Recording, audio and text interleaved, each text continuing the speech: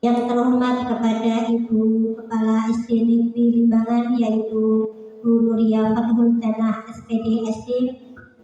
Yang saya hormati kepada Bapak Ibu Guru SD Negeri Limbangan beserta tamu undangan. Pertama-tama marilah kita panjatkan puja dan puji syukur kehadirat Allah Subhanahu wa Ta'ala yang telah memberikan kita rahmat dan hidayahnya kepada kita, sehingga pada pagi hari ini kita bisa bertemu tanpa ada halangan suatu apapun. Untuk itu marilah kita mengucapkan kalimat tahmid bilisan Alhamdulillahirabbil alamin. Yang kedua, selawat serta salam kita aturkan kepada baginda Nabi Muhammad Sallallahu Alaihi Wasallam yang kita nantikan syafaatnya di yaumil qiyamah nanti. Bapak Ibu yang saya hormati, pertama pembukaan kita buka dengan bacaan basmalah bersama-sama. Bismillahirrahmanirrahim. Semoga dengan bacaan basmalah acara pada pagi hari ini bisa berjalan lancar. Acara yang kedua yaitu menyanyikan lagu Indonesia Raya dan Maros Purworejo. Kepada yang bertugas disilahkan. Hadirin dimohon untuk berdiri.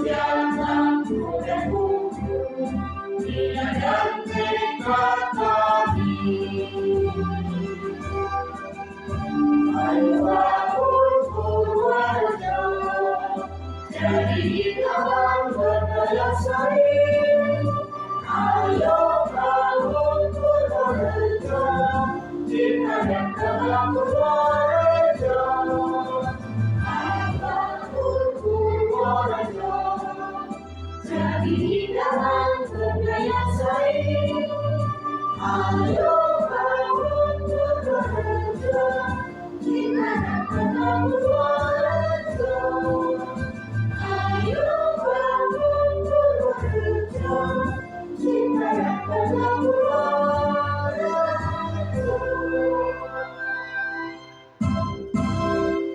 Hadirin dimohon duduk kembali.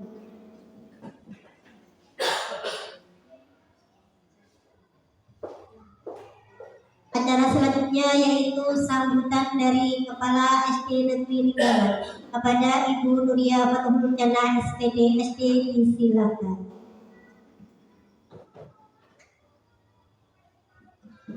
Assalamualaikum warahmatullahi wabarakatuh.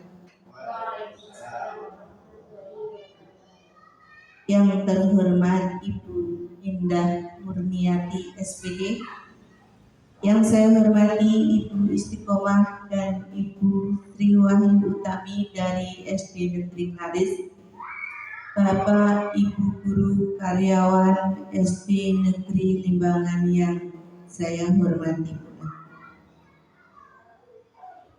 Puji syukur kehadirat Allah Subhanahu wa Ta'ala yang telah melimpahkan rahmat taufiknya kepada kita semua, sehingga kita dapat berkumpul di sini dalam acara diseminasi berbagi praktik baik budaya positif.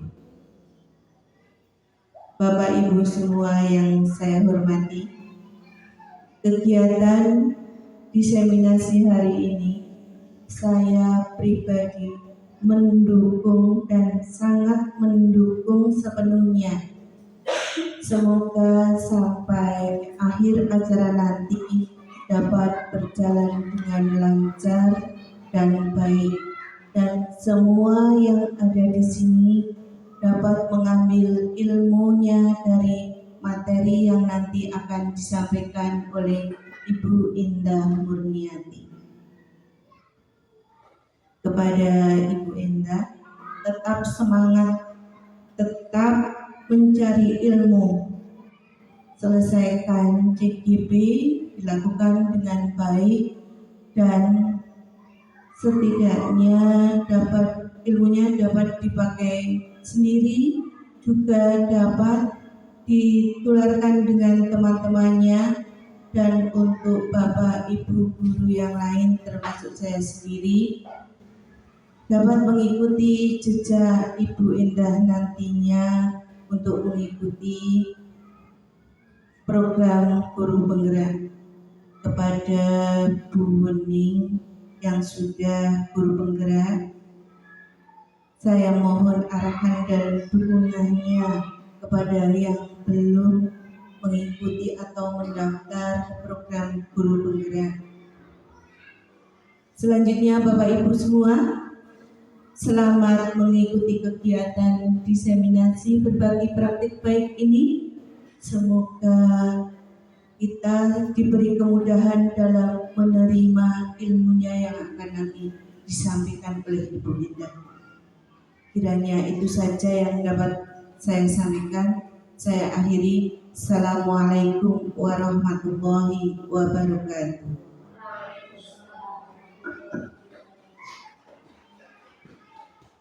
Saya haturkan terima kasih kepada Ibu Kepala SD Negeri Limbangan. Acara selanjutnya yaitu yang kita nantikan diseminasi kepada narasumber Ibu Indah Murniati SPD, disilakan.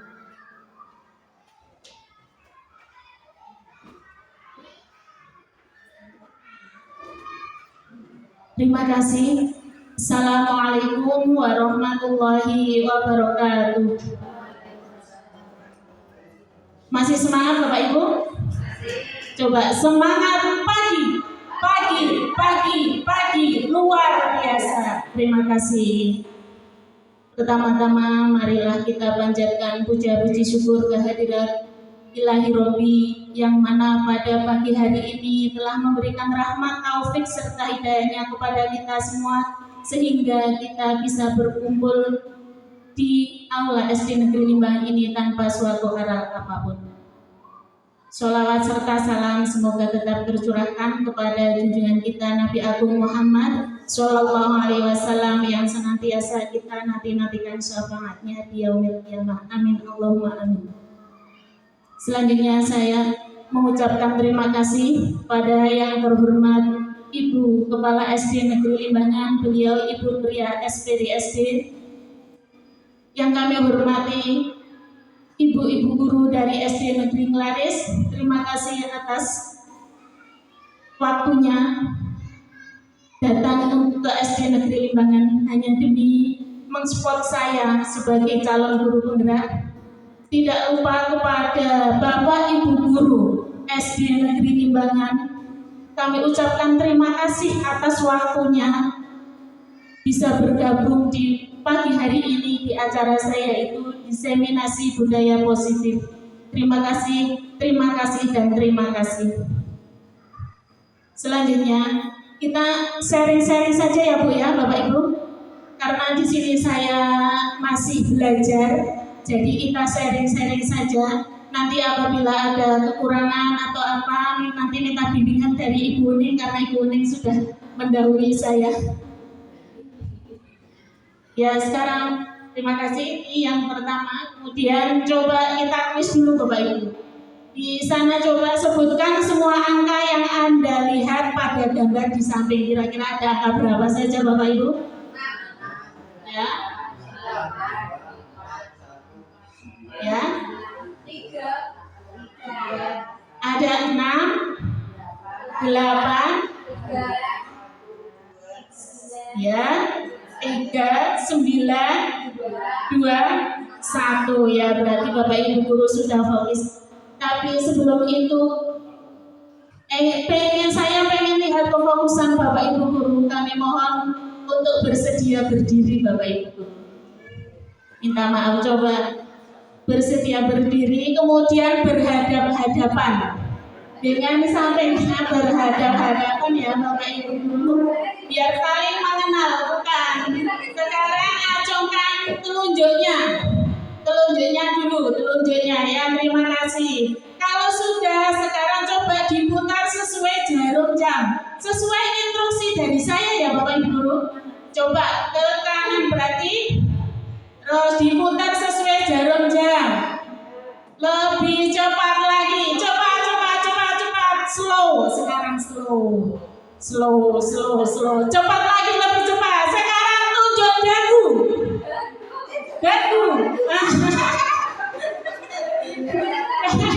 dagu sendiri, Bapak Ibu. Ya udah, terima kasih, tepuk tangan untuk kita semua. Terima kasih. Sekarang SPG sudah. Nah, tujuan kegiatan pada hari ini yaitu yang pertama, Bapak Ibu guru nanti diharapkan dapat memahami keyakinan kelas dan dapat menerapkan di dalam kelas atau di sekolah. Yang kedua, diharapkan Bapak Ibu guru dapat melakukan posisi kontrol yang tepat dalam menyelesaikan permasalahan di lingkungan sekolah. Selanjutnya, guru dapat memahami konsep inti dari modul budaya positif serta melakukan penerapan mengenai konsep-konsep inti dalam modul budaya positif. Nah, sekarang budaya positif itu sebenarnya apa tuh?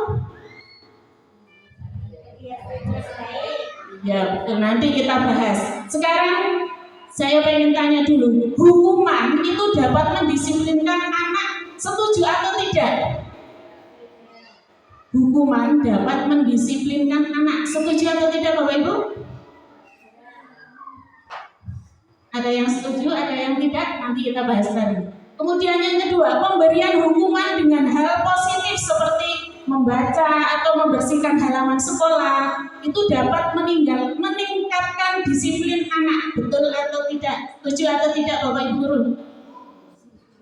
Memberikan hukuman dengan hal positif, misalnya membaca, membersihkan halaman sekolah, itu dapat mendisiplinkan anak. Setuju atau tidak setuju? Setuju? Sekarang yang ketiga, memberi penghargaan dapat meningkatkan motivasi belajar anak. Setuju atau tidak setuju? Setuju ya, nanti kita bahas ya. Sekarang pokok materi budaya positif itu yang pertama disiplin positif, motivasi perilaku manusia, kemudian keyakinan kelas atau sekolah, kebutuhan dasar manusia, posisi kontrol seorang guru, dan segitiga restitusi. Nah, sekarang kita yang dinamakan dengan budaya positif, yaitu perwujudan dari nilai-nilai atau keyakinan universal yang diterapkan di sekolah. Sekarang ada tulis lagi, coba Bapak Ibu Guru. Sekarang berhadap-hadapan lagi. Nggak usah berdiri, nggak apa-apa, sambil duduk saja. Sekarang bayangkan A1 jadi A, 1 jadi B. Nah, Anda dan teman Anda akan melakukan kegiatan cobalah buka. Jadi, Anda adalah A, yang satu A, tugas Anda adalah mengepalkan salah satu tangan Anda. Tangan dikepalkan. Ya, yang A. Coba Anda bayangkan bahwa Anda menyimpan sesuatu yang sangat berharga di dalam kepalan tangan Anda. Rahasia ya Bapak Ibu. Anda perlu menjaga benda tersebut sekuat tenaga Anda karena begitu pentingnya untuk kehidupan Anda. Itu tugas yang A. Kemudian tugas rekannya yang B adalah mencoba dengan segala cara untuk membuka kepalan tangan Anda. Yang B dengan cara apapun, misalnya dengan cara menghardik, membujuk, menggelitik boleh, atau menawari uang, nyogok, itu juga boleh. Coba sekarang, nanti kalian berhasil atau tidak yang B. Coba 1 jadi A, 1 B. Saya beri waktu 10 detik, coba. Ayo. Dia belum mau dibuka atau tidak?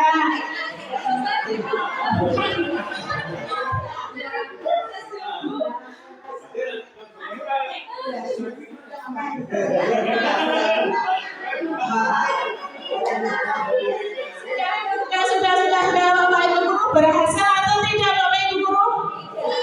Tidak. Nah, berarti di situ sudah terbukti. Berarti kontrol itu berada pada siapa? Berarti posisi kontrol itu ternyata ada pada diri sendiri. Nah, sekarang pergeseran dari paradigma teori kontrol. Yang pertama, ilusi untuk guru mengontrol murid itu berarti kan tidak bisa, guru tidak bisa mengontrol murid. Kemudian ilusi bahwa semua penguatan positif, efektif, dan bermanfaat itu tidak ya. Kemudian ilusi bahwa kritik dan membuat orang merasa bersalah dapat menguatkan karakter. Ya, tidak. Yang terakhir, ilusi bahwa orang dewasa memiliki hak untuk memaksa. Tidak ya Bapak Ibu ya. Nah, sekarang disiplin positif. Disiplin positif itu merupakan salah satu cara penerapan disiplin yang bertujuan untuk menumbuhkan kesadaran serta memberdayakan anak untuk melakukan sesuatu tanpa sogokan, ancaman maupun hukuman. Namun dalam budaya kita, makna kata disiplin itu telah berubah menjadi sesuatu yang dilakukan seseorang pada orang lain untuk mendapatkan kepatuhan, misalnya imbalan, hadiah, hukuman. Kecenderungan umum adalah menghubungkan kata disiplin dengan ketidaknyamanan. Biasanya kalau sudah mendengar kata disiplin itu tidak nyaman kita betul. Bukan dengan apa yang kita hargai atau pencapaian suatu tujuan mulia. Nah, sebagai pendidik, tujuan kita adalah menciptakan anak-anak yang memiliki disiplin diri sehingga mereka bisa berperilaku dengan mengacu pada nilai-nilai kebajikan universal dan memiliki motivasi intrinsik bukan ekstrinsik yang hadir dalam diri sendiri. Nah, nilai-nilai kebajikan yang pertama, nilai-nilai kebajikan berarti nilai yang disepakati bersama, lepas dari suku bangsa, agama, bahasa maupun latar belakangnya. Nilai-nilai ini merupakan payung besar dari sikap dan perilaku kita, atau nilai-nilai ini merupakan fondasi kita berperilaku. Nilai-nilai kebajikan adalah sifat-sifat positif manusia yang merupakan tujuan mulia yang ingin dicapai setiap individu. Nah, nilai-nilai kebajikan peserta didik itu apa saja Bapak Ibu? 6 dimensi profil pelajar Pancasila. Ada kan? Iya, betul. Beriman dan bertakwa kepada Tuhan yang Maha Esa. Kemudian yang kedua,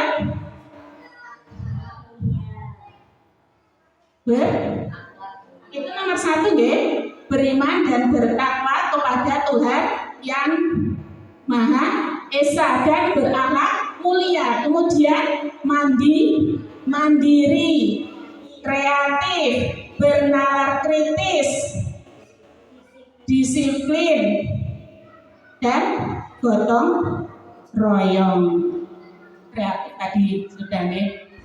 Selanjutnya, teori motivasi, hukuman, penghargaan, konsekuensi. Teori motivasi itu ada yang karena hukuman, ada yang karena penghargaan. Nah, selanjutnya yang baik itu konsekuensi dan restitusi. Nah, 3 motivasi perilaku manusia. Yang pertama, untuk menghindari ketidaknyamanan atau hukuman. Misalnya saya berangkat pagi karena pengen dapat hadiah dari ibu kepala. Nah, itu berarti karena nanti tidak ingin bayarannya turun. Nah, misalnya anak juga sama. Misalnya anak hadir ke sekolah pengen lebih pagi karena takut nanti disuruh piket di halaman. Berarti mereka itu bukan, itu motivasi yang apa?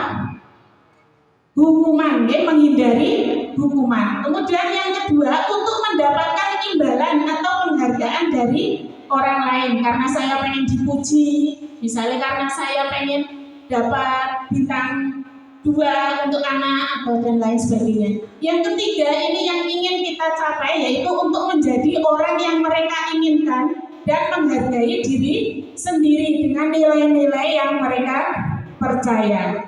Nah, dalam menanamkan motivasi yang ketiga pada murid-murid kita, yaitu untuk menjadi orang yang mereka inginkan dan menghargai diri sendiri dengan nilai-nilai yang mereka percaya. Ketika murid-murid kita memiliki motivasi tersebut, mereka telah memiliki motivasi intrinsik yang berdampak jangka panjang, motivasi yang tidak akan terpengaruh pada adanya hukuman atau hadiah.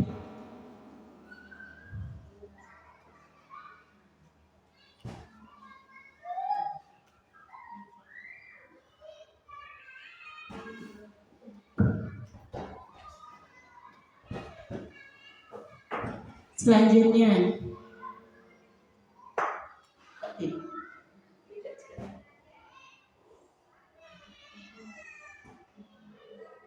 nah, ini ada tindakan guru mencatat 100 kali di dalam buku kalimat "saya tidak akan terlambat lagi karena terlambat ke sekolah". Itu termasuk hukuman atau konsekuensi, Bapak Ibu? Mencatat 100 kali di dalam buku kalimat "saya tidak akan terlambat lagi karena" apa? Iya, betul, hukuman. Kemudian yang kedua, lari mengelilingi lapangan basket 2 kali karena terlambat hadir di sekolah. Iya, betul, hukuman. Murid diminta untuk push up 15 kali karena tidak menggunakan masker ke sekolah. Iya, betul, hukuman. Kemudian menggantikan kertas tugas teman yang telah dicoret-coret.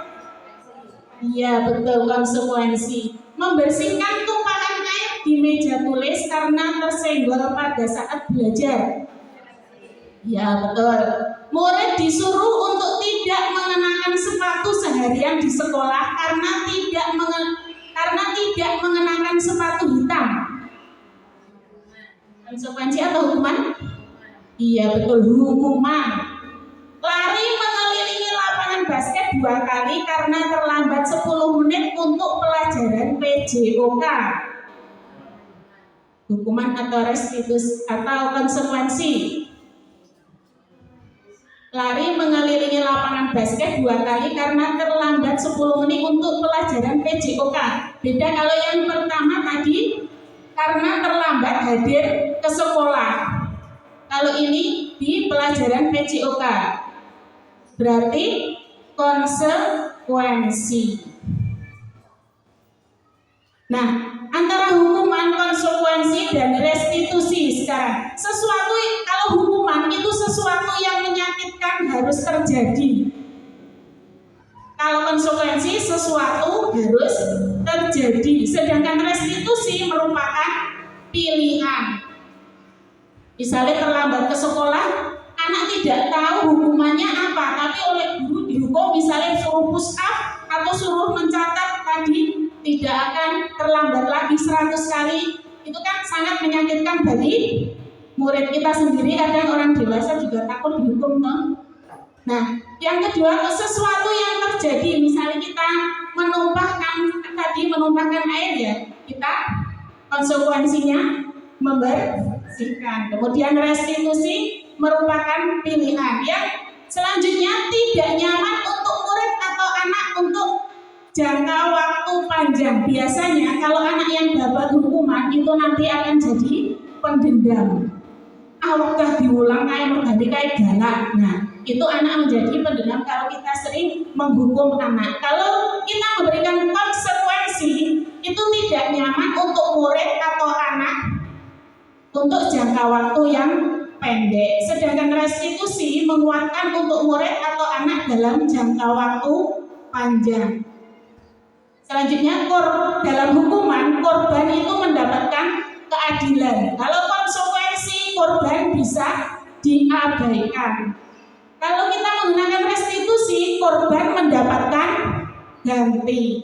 Yang hukuman, murid atau anak akan tersakiti, itu kalau hukuman. Kemudian konsekuensi, murid atau anak dibuat tidak nyaman. Kalau restitusi, murid atau anak mendapatkan penguatan. Selanjutnya dalam hukuman, perilaku pasif agresif meningkat. Dalam konsekuensi, penguatan hanya bertahan dalam jangka waktu pendek. Restitusi, masalah terpecahkan. Dalam hukuman, sistem tidak akan berjalan bila murid tidak takut. Nek murid wis ora wedi karo gurune mbok dihukum apa wae ora wedi. Konsekuensi penguatan hanya bertahan dalam jangka waktu pendek. Tadi yang sistem akan berjalan bila murid tidak takut ya. Kalau restitusi, konsekuensi memerlukan monitoring dan supervisi terus-menerus dari guru. Jadi kita harus memantau terus-menerus itu kalau konsekuensi. Sedangkan restitusi, murid belajar bertanggung jawab untuk perilakunya. Dalam hukuman berlaku hanya pada sebuah institusi, tidak berlanjut pada kehidupan nyata. Berarti kalau di SD lanjut hanya di SD. Kalau keluar SD berarti sudah tidak berlaku lagi. Kalau konsekuensi membantu penerapan mengikuti peraturan dalam masyarakat. Restitusi fokus pada pemecahan masalah dalam jangka waktu panjang. Kalau dalam hukuman, biasanya peraturannya adalah kamu harus titik-titik. Nah, kamu harus begini, itu hukuman. Kalau dalam konsekuensi, apa peraturannya? Mampukah kamu melakukannya? Terima kasih. Nah, itu konsekuensi. Kemudian kalau restitusi, apa yang kamu yakini? Apa yang bisa kamu lakukan untuk memperbaiki masalah ini? Jadi anak diajak untuk memecahkan masalahnya sendiri. Dalam hukuman, murid atau anak membenci peraturan. Nanti akibatnya kalau sering dihukum, aturannya tidak sesuai dengan kondisi anak, maka anak akan membenci peraturan. Kalau konsekuensi, murid atau anak menghormati peraturan. Yang restitusi, murid atau anak menghormati dirinya dan orang lain. Dalam hukuman itu negatif, sedangkan konsekuensi itu netral. Nah, restitusi itu positif. Nah, sekarang dalam kelas, kenapa kok keyakinan kelas bukan peraturan kelas? Ibu guru pasti pernah misalnya kalau kita berkendara itu wajib menggunakan helm, itu termasuk peraturan. Di sekolah juga, di sini ada misalnya anak tidak boleh datang terlambat. Nah, kalau kalau berkendara menggunakan helm itu sebuah peraturan, kita ikut membuat peraturan itu atau tidak, Bapak Ibu? Ikut atau tidak? Tidak, tapi kita melaksanakannya. Nah, itu bedanya aturan dan keyakinan. Kalau keyakinan, nah di situ ada peraturan itu biasanya dibuat oleh guru dan bersifat satu arah. Jadi murid tidak dilibatkan, hanya diberitahu ini aturannya ini aturannya ini. Anak disuruh taat atau patuh pada aturan tersebut. Kalau keyakinan kelas itu dibuat berdasarkan kesepakatan antara guru dan siswa, bersifat universal. Nah, dalam keyakinan kelas itu yang pertama, keyakinan kelas senantiasa dibuat dalam bentuk positif. Keyakinan kelas hendaknya tidak terlalu banyak sehingga mudah diingat dan dipahami. Besok kalau Bapak Ibu guru membuat peraturan ya kesepakatan kelas nanti menjadi keyakinan kelas itu jangan terlalu banyak biar mudah diingat oleh anak. Kemudian keyakinan kelas sebaiknya sesuatu yang dapat diterapkan di lingkungan tersebut. Antara lingkungan di sini di gunung dengan daerah pesisir itu beda ya Bapak Ibu. Jadi sesuai kodrat zaman dan kodrat alam dan zaman. Semua warga kelas hendaknya ikut berkontribusi dalam pembuatan keyakinan kelas. Jadi semua anak diikutkan. Yang terakhir, keyakinan kelas ditinjau dari waktu ke waktu. Tidak hanya membuat keyakinan kelas terus besok tidak dilakukan, tidak. Nah, dalam pembuatan keyakinan kelas nanti diharapkan setelah diseminasi ini Bapak Ibu guru bisa menerapkannya di kelas masing-masing sebelum pembelajaran dimulai, apalagi ini sudah mau tahun ajaran baru. Besok tahun ajaran baru bisa dipraktikkan oleh Bapak Ibu guru. Yang pertama, terima kasih Bu, mempersilahkan warga sekolah atau siswa untuk mencurahkan ide tentang peraturan yang akan disepakati. Kedua, mencatat semua masukan, kemudian ganti kalimat negatif menjadi positif. Maksudnya kalimat negatif menjadi positif, itu misalnya tidak boleh datang terlambat. Kata tidak boleh itu negatif ya Bapak Ibu. Jadi kita ganti menjadi iya betul, datang tepat waktu. Kemudian tinjau kembali curahan pendapat yang terkumpul dan susun menjadi keyakinan kelas atau sekolah. Selanjutnya tinjau ulang keyakinan kelas yang sudah tersusun 3-7 keyakinan. Meninjau dan menyetujui dengan menandatanganinya. Jadi peraturan itu kalau sudah jadi semua anak disuruh tanda tangan Bapak Ibu. Biar nanti mereka ikut merasakan, mereka ikut membuat, jadi ada kesadaran dalam dirinya. Keyakinan kelas ditempel di dinding kelas, jangan ditempel di belakang. Ditempel yang sekiranya anak masuk langsung bisa lihat. Kalau anak duduk juga bisa melihat. Contohnya misalnya di samping papan tulis atau di pintu masuk, sebelah pintu masuk. Jadi anak masuk langsung bisa melihat keyakinan kelas. Jadi terngiang-ngiang nanti motivasi dalam diri itu nanti tumbuh karena terbiasa.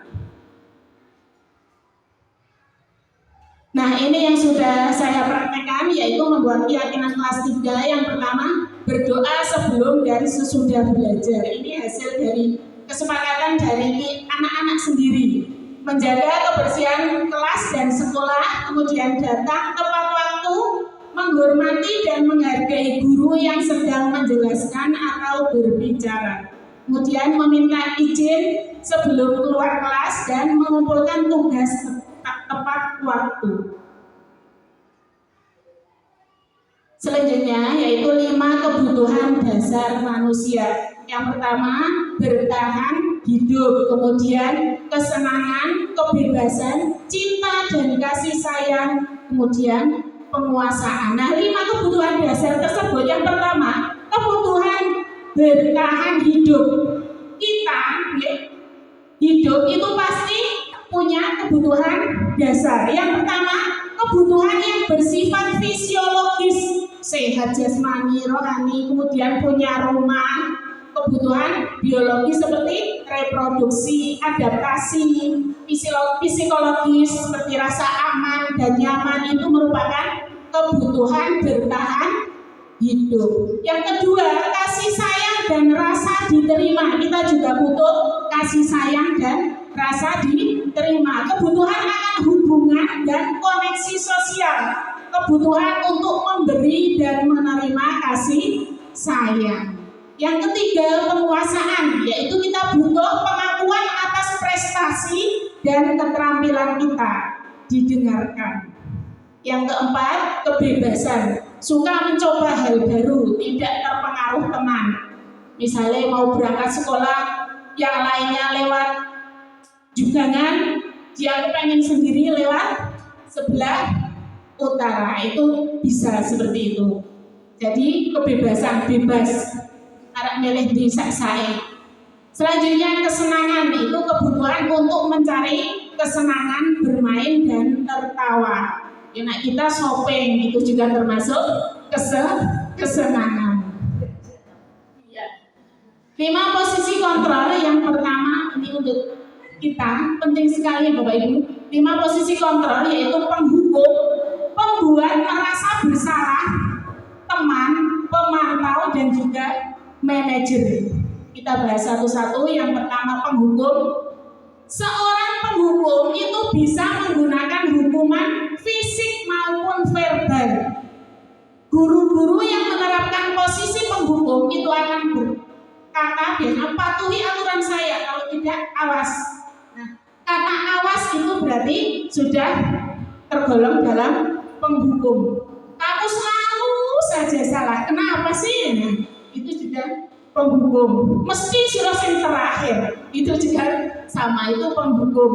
Nah, guru seperti ini senantiasa percaya hanya ada satu cara agar pembelajaran bisa berhasil, yaitu cara dia merasa kalau anakku nak ora dihukum, kok ora bisa pinter.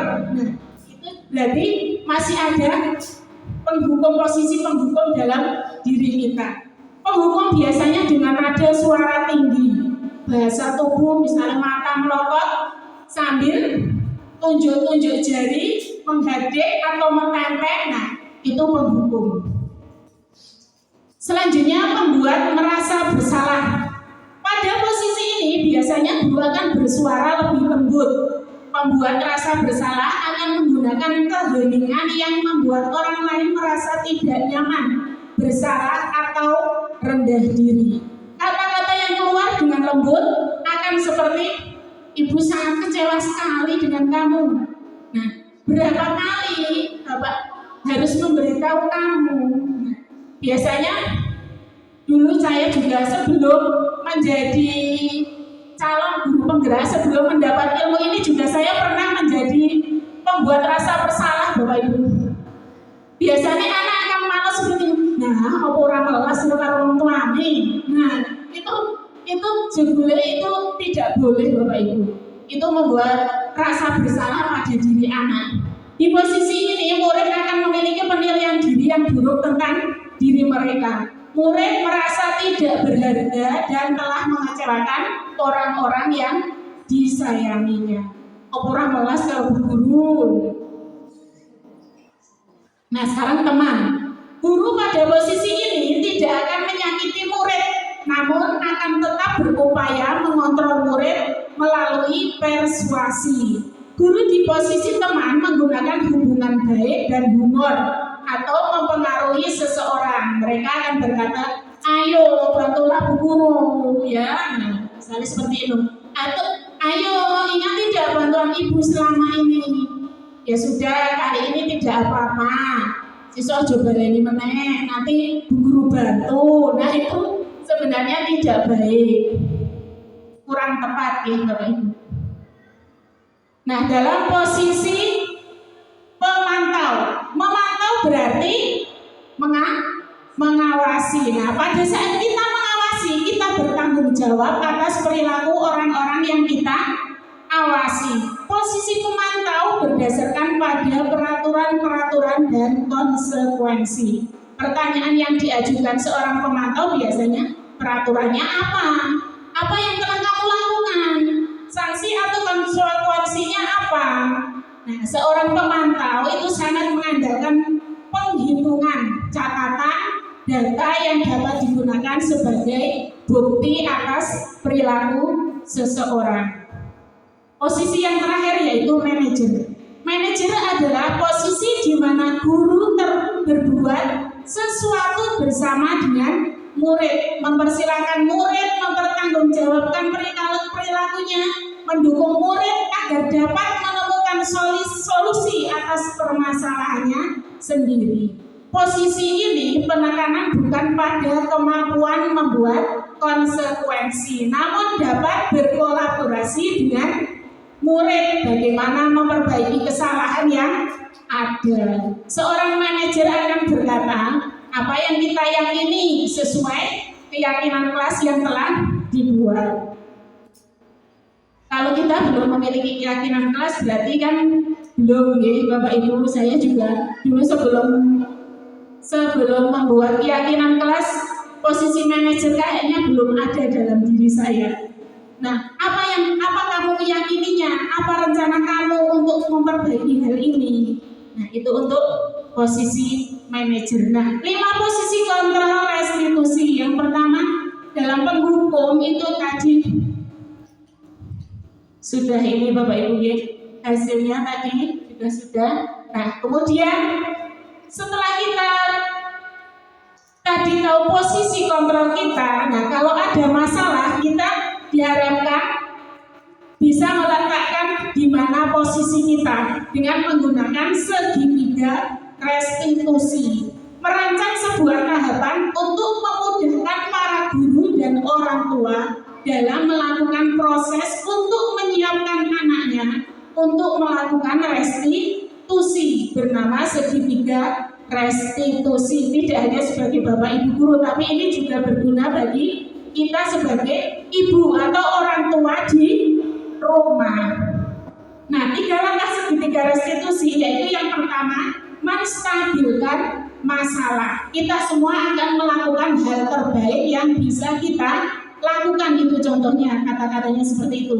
Kalau validasi tindakan yang salah, semua perilaku memiliki alasan. Menanyakan keyakinan, kita semua memiliki motivasi internal. Nah, dalam menstabilkan identitas itu bertujuan untuk mengubah identitas anak dari orang yang gagal karena melakukan kesalahan menjadi orang yang sukses. Anak yang melanggar peraturan karena sedang mencari perhatian itu adalah anak yang sedang mengalami kegagalan. Dia mencoba untuk memenuhi kebutuhan dasarnya, namun ada benturan. Kalau kita mengkritik dia, maka kita akan tetap membuatnya dalam posisi gagal.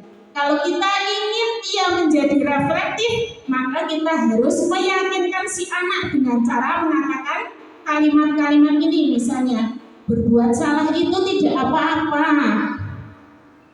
Atau tidak ada manusia yang sempurna. Saya juga pernah melakukan kesalahan seperti itu. Kita bisa menyelesaikan ini kok. Nah, cara menstabilkan identitas. Bapak atau Ibu tidak tertarik mencari siapa yang salah, tapi Bapak Ibu ingin mencari solusi dari permasalahan ini. Ada lagi, kamu berhak merasa begitu.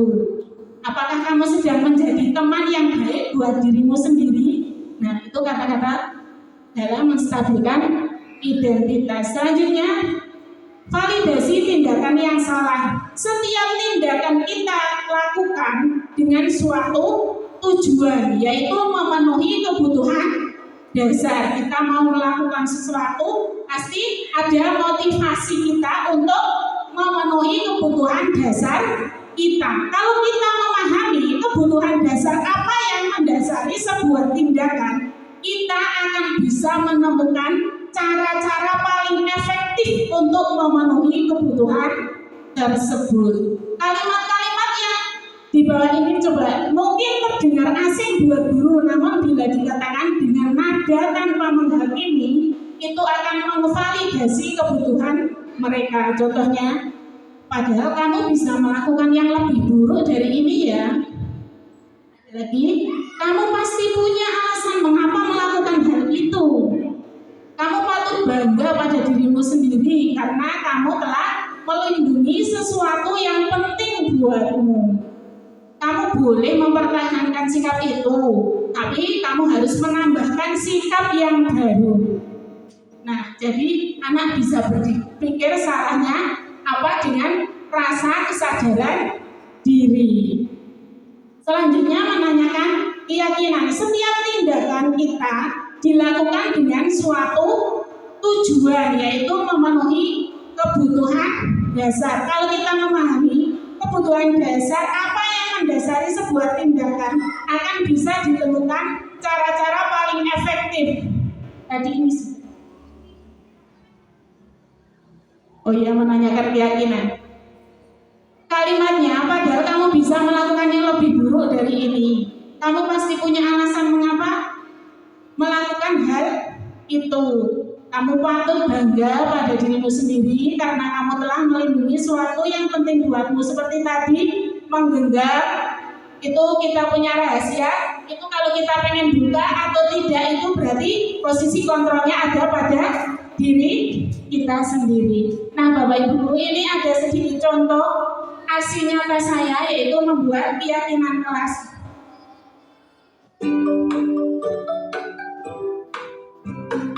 Yang pertama, tidak lupa kita membawakan ice breaking terlebih dahulu Bapak Guru, supaya anak-anak bisa siap menerima pelajaran dari kita.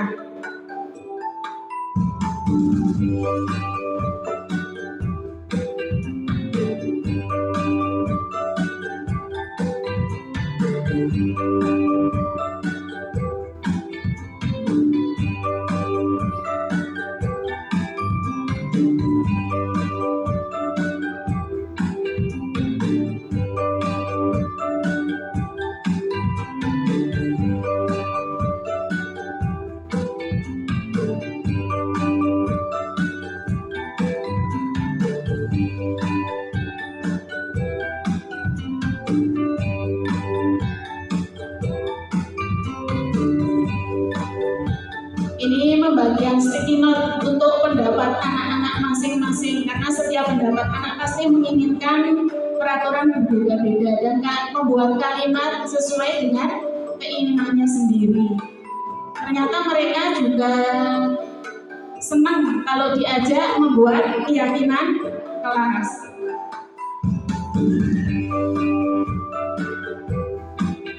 Di depan sudah ada kertas yang nanti ditempelkan setiap apa pendapat anak itu ditambung, ditempel di depan.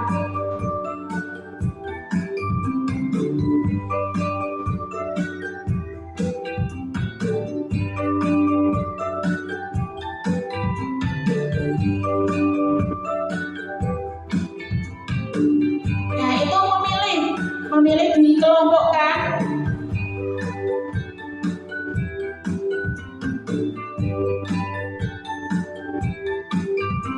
Nanti kalau sudah dikelompokkan, nanti ada dibuat antara kalimat negatif dan positif. Kalimat negatifnya dihilangkan, kemudian nanti anak disuruh maju untuk menuliskannya.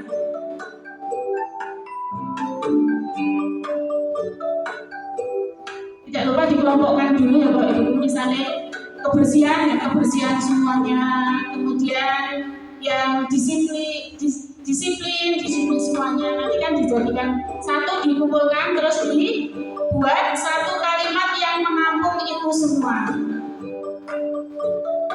Misalnya tidak boleh membuang, ada yang membuang sampah tidak boleh membuang sampah di laci atau tiket atau apa, itu dijadikan satu menjaga kebersihan kelas.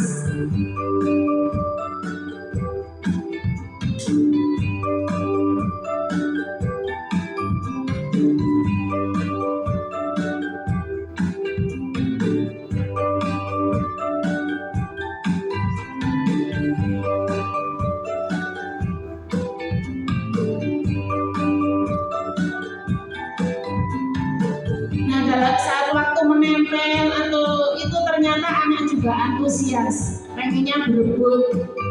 Kemudian yang terakhir itu tanda tangan, itu penting Bapak Ibu jangan sampai dilupakan, karena itu bukti bahwa mereka sudah membuat keyakinan kelas. Bukan hanya guru yang membuat, semua anak tanda tangan di situ.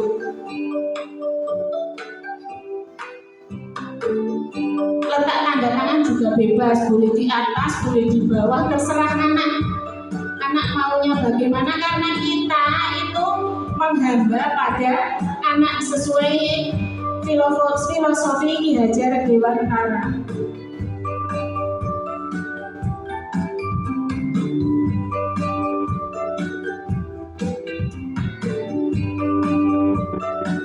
Setelah semuanya selesai, baru anak disuruh menempelkan di mana. Nah, itu ditempelkan di kelas 3 di depan pintu. Mereka sangat bangga, senang karena bisa membuat keyakinan kelas. Itu aksi nyata saya. Kemudian yang kedua, aksi nyata saya tentang segitiga restitusi Bapak Ibu. Karena ini tuntutan ya, saya tampilkan Bapak Ibu.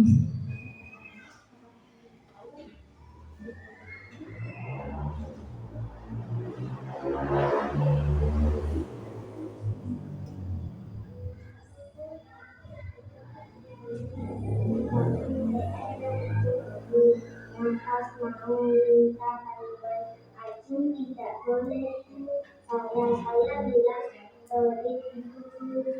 tapi kan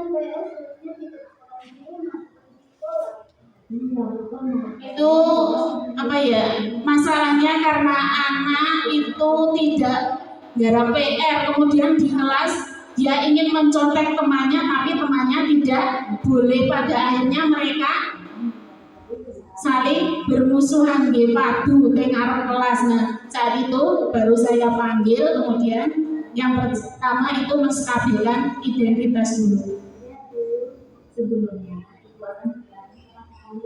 tentang kenapa tadi sampai sekolah belum kemudian itu soalnya saya masih berkata saya menghindari ternyata dia itu karena belum bisa dan dia mengandalkan temannya, jadi dia tidak garap di rumah, tidak bisa, kemudian dia mengandalkan temannya. Dalam validasi tindakan yang salah, dia juga jujur kalau dia tidak bisa, kemudian dia pengen jawaban dari teman. Bagus sekali. Ke depan kalau ada lagi, nanti bisa belajar bareng dengan teman yang lain dulu. Ya, saya akan mau seperti ini menurut kalian baik tidak? Nah, kalau seperti itu besok lagi jangan diulangi lagi ya. Terakhir yaitu menanyakan keyakinan. Keyakinan kelas yang sudah dibuat, kemudian kita beri anak itu pertanyaan yang dia mau jadi anak seperti apa sih ke depannya, bagaimana supaya masalah itu tidak terulang lagi. Misalnya kalau dia tidak garap PR, berarti dia berusaha besoknya lagi sebelum pulang dia mau tanya kepada bapak ibu guru, atau kalau sudah tidak sempat dia mau bertanya kepada temannya yang sudah bisa. Dan untuk teman yang satunya yang tadinya tidak mau memberi contoh, itu dia juga mau memberi berbagi, berbagi dengan teman yang belum paham. Jadi dia mau berbagi ilmunya kepada yang belum paham.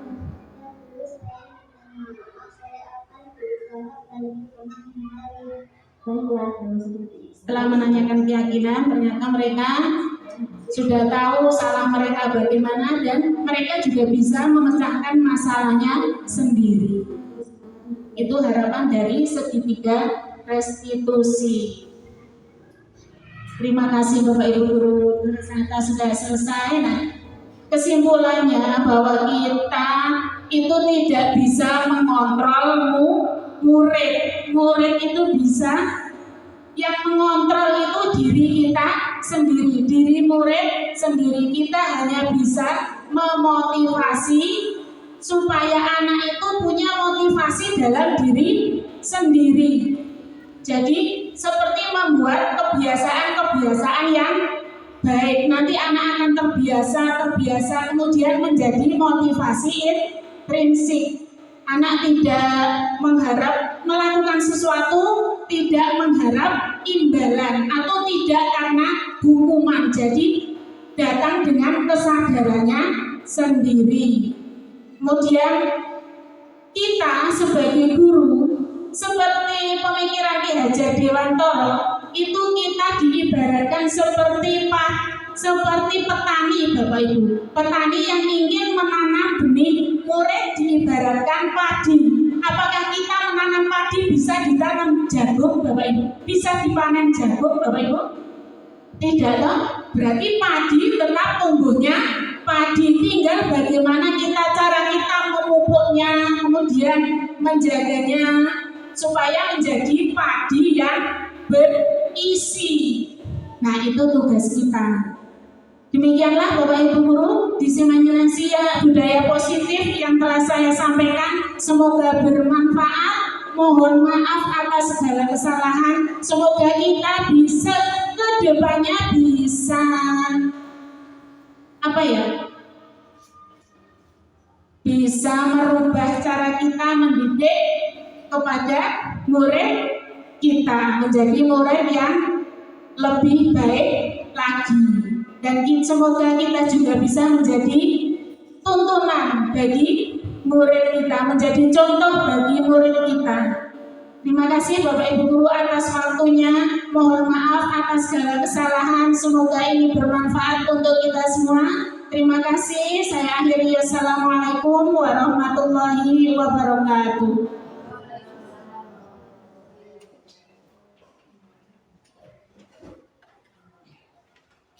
Saya ucapkan terima kasih dan saya mengucapkan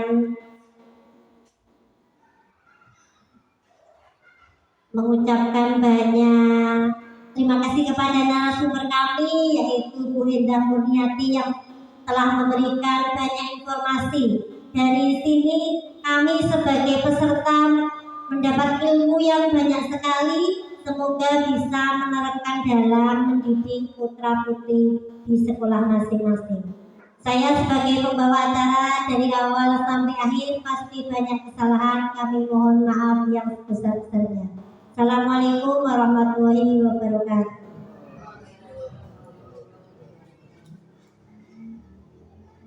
Doa kepada beliau Bapak Haji Muhtafiz Biro SPTI. Silakan.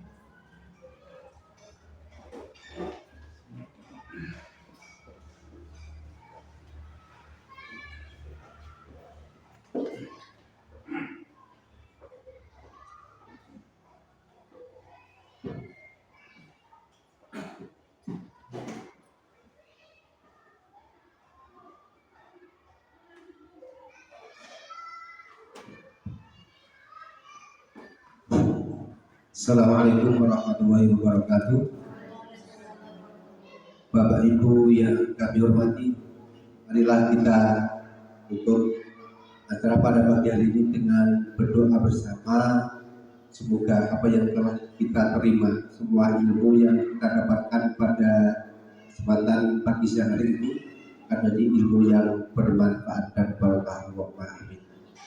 Bismillahirrahmanirrahim. Allahumma sholli wa sallim ala sayyidina Muhammad wa ala ali sayyidina Muhammad. Walhamdulillahirabbil alamin. Allahumma rizqna fahman nabiyyin wa hifdzal mursalin wa ilhamal malaikatil muqarrabin wa jalna minal ulama ila amin. Allahumma rizqna bil huda wa atimna bit taqwa wa zayyinna bil hilmi wa ahdina bil ilmi wa jammilna bil afiyah.